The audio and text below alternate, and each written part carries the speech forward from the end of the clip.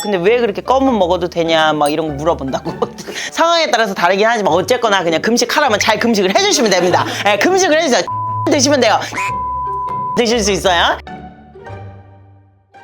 안녕하세요 여러분, 옆집 간호사 구스런입니다. 아직까지도 오프닝 인사를 정하지 못했어요. 이거 어떻게 안녕하십니까 옆집 간호사 구스런입니다.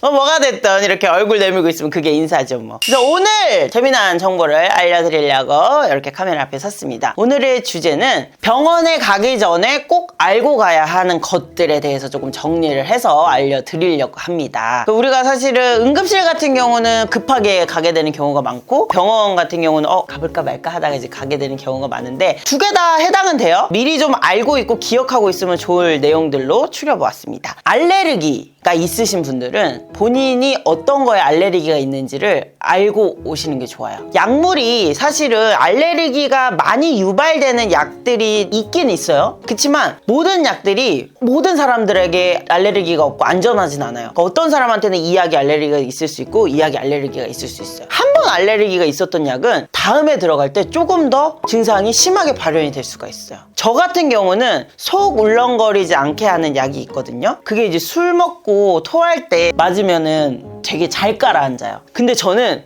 그 약에 저혈압이 와요. 다이렉트로 팍 맞으면 어지러워요. 그러니까 자기마다 그게 다 다른 거야. 그래서 만약에 한번 내가 병원을 갔는데 어떤 약을 맞고 이런 증상이 있었어 하면 그 약을 꼭 물어보셔야 돼요. 그 다음에 병원 갈 일이 생겼을 때 얘기를 해주셔야 됩니다. 모든 의료진이 알 수 없고 A병원에서 알러지가 있었다는 걸 B병원에서 볼 수 없어요. 그러니까 꼭 알려주셔야 되고 본인도 기억을 하고 있어야 돼요. 저는 저혈압.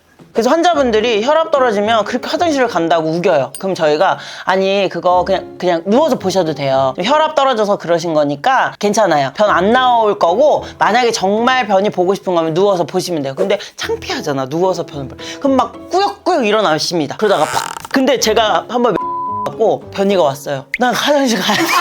나는 더 하잖아. 내가 거기서 직장 동료들 앞에서 똥을 쌀 수는 없잖아요. 이렇게 하시면 안 돼요. 아셨죠? 그래서 알레르기 본인 거 알고 가시는 게 좋아요. 그리고 만약에 이제 지병이 있어서 먹고 있는 약이 있다. 내가 먹고 있는 약에 대한 정보를 꼭 가지고 가시는 게 좋습니다. 입원을 할 때도 드시고 계신 약 다 가져오세요 그러거든요. 그럼 간호사들이 또 많이 하는 것 중에 하나가 약재가 내려서 약이 뭔지 알아오기도 하지만, 간호사들이 직접 할 때도 있어요. 급하면 약재가 내려가면 시간이 오래 걸리니까 들어가는 약을 먹일지 아니면 지금 증상에 맞춰서 약을 바꿀지를 또 결정을 해야 되거든요. 드시는 약이 어떤 게 있는지, 하루에 몇 번 먹는지 이런 것들을 알고 가시는 게 치료에 큰 도움이 됩니다. 수술한 적이 있으면 수술했던 이력 같은 것도 굉장히 중요해요. 내가 수술을 한 사람이라면 당연히 알겠지만, 예를 들어 우리 부모님이 어릴 때 뭐 내가 모르는 수술을 하셨을 수도 있으니까 그런 것들을 좀 내 몸뿐만 아니라 부모님들의 수술 과거력들을 좀 알고 있으면 큰 도움이 되겠다.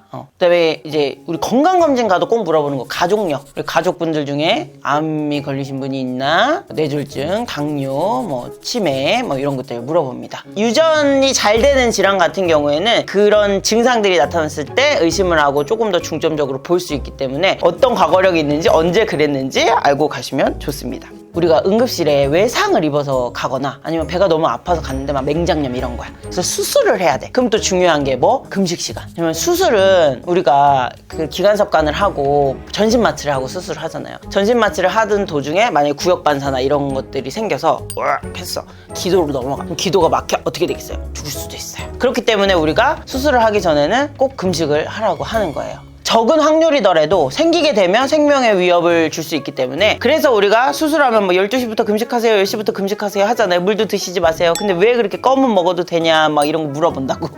상황에 따라서 다르긴 하지만 어쨌거나 그냥 금식하라면 잘 금식을 해주시면 됩니다. 네, 금식을 해주세요. 침만 드시면 돼요. 침하고 공기만 드실 수 있어요. 손 이런 데 다쳐가지고 응급실에 가는 경우는 그렇잖아요. 우리가 밥을 먹다가 다칠 수도 있어요. 그럼 이 금식 시간 때문에 수술이 지연이 되는 경우가 많습니다. 그래서 물어봅니다. 마지막으로 뭐 드신 시간이 언제세요? 라고 물어보면 1시간 됐어요. 그러면은 이제 기록을 다 해놓거든요. 빨리 하고 싶어도 이 사람 금식 시간이 안 돼서 못하는 경우 그렇게 있고, 그런 분들 있어요. 밥 먹은 지는 한참 됐어. 응급실에 와서 기다리다가 빵 먹고, 그럼 다시 시작인 거야. 응급실에 오면 저희가 늘 하는 말이 물도 드시지 마세요 지금부터라고 하거든요. 어떻게 될지 모르니까. 응급실에 만약에 가게 되면 아무것도 드시지 마세요. 목이 너무 마르다? 물 헹구는 거 정도는 괜찮아요. 우글우글 태. 그러면서 몰래 조금씩 마시는 분들도 있더라고. 그 꺼즈를 저희가 적셔주기도 하거든요. 꺼즈에다 물 적셔서 이렇게 너무 입이 마르니까 너무 아프면 입 마르잖아요. 또 그거를 빨아서 드시는 분이 계세요. 얼마나 힘드니까 그러겠냐마는 그렇게 안 하시는 게 좋습니다. 왜 우리가 다 여러분들을 위해서, 환자분들을 위해서 그렇게 하는 거니까. 아이를 데리고 병원에 왔다 그런 경우에는 중요한 게 이제 아이 몸무게.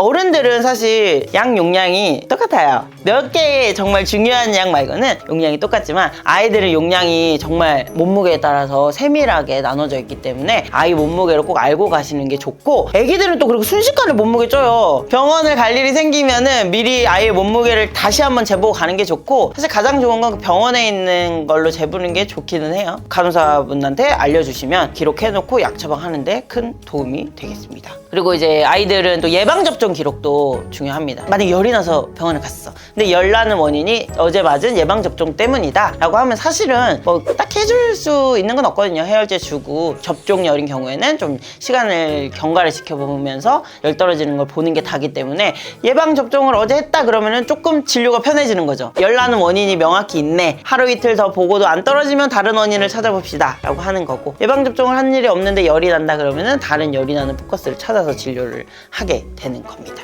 이 정도만 딱 알고 가시면은 그래도 응급실을 가거나 병원을 갔을 때 나를 진료하는데 도움을 받으실 수 있을 것 같고, 요즘에 보니까 건강 어플 있잖아요. 그런데 다 넣어놓을 수 있잖아요. 그 제가 예전에 자동차 뒤에 혈액형 붙여놓으면 도움이 되냐라는 그 영상 댓글에 그러면 핸드폰에 적어놓는 거는 도움이 되냐라고 했는데, 핸드폰에 적어놓은 혈액형도 믿지 않아요. 그걸 보고 A형이야, A형 수혈을 해 이렇게 하지는 않아요. 근데 참고는 할 수 있겠죠. 건강 그 기록에 혈액형 말고 다른 것들, 알레르기나 먹는 약 이런 거는 도움을 받죠. 자, 그래서 오늘은 병원 갈 때 알고 가면 좋은 정보에 대해서 이야기를 좀 드려봤습니다. 혹시 이제 제가 이렇게 얘기하다 보면 또 여러분들이 또 궁금한 게 생기실 수도 있으니까, 궁금한 게 있으면 언제든지 댓글로 남겨주시면 또 제가 자주자주 들어와가지고 대댓글로 소통하겠습니다. 그럼 저는 또 다음 영상으로 인사드릴게요. 안녕!